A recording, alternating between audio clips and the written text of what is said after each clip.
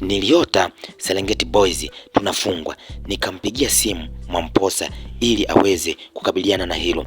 Ni maneno ya Waziri Makonda, ambapo waziri wa michezo, habari, sanaa na utamaduni Paul Christian Makonda amesema, mimi sijaumia, tumeshindwa na tumekosa kombe. Nimeumia kwa sababu ndoto ya matukio haya niliyaota wakati nipo kwenye ndege.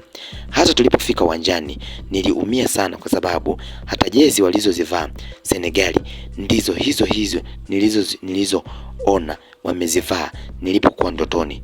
Nilipopambana nayo sana hali hii, na niliwapigia wachungaji wote mnaowajua ninyi, nilimpigia Mwamposa, nilimpigia Kapola watusaidie kuomba kuipindua ndoto hii, lakini mwisho wa siku apangaye ni Mwenyezi Mungu, amezungumza waziri wa sanaa, utamaduni, michezo Paul Makonda baada ya timu ya Serengeti Boys ya vijana kwenye chini ya umri wa miaka 17 kuweza kupoteza kwenye fainali dhidi ya Senegali kwa mikwaju ya penalti 2-4, na hivyo Paul Makonda kuweza kuzungumza ndoto ambayo aliiota wakati wanaelekea kuipa support timu hiyo kwenye ndege, huku akidai kwamba yeye aliota wakiwa wamefungwa na jezi ambayo walikuwa wamevaa Senegali ndio jezi hiyo ambayo walikuwa wamevaa na ndio walikuwa wamewafunga. Kwa mjibu ya waziri huyu, anasema kwa Mungu hakutaka tubebe ubingwa wa AFCON Under 17,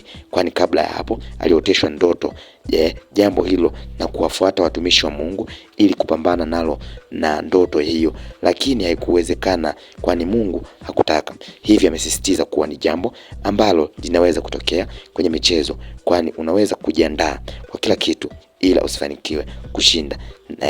Na katika suala la penalty halina mwenyewe, hivyo asijitokeze yeyote kulaumu kutokana na yale wa kwa kibei vijana hao, alizungumza waziri mwenye dhamana ya michezo na utamaduni.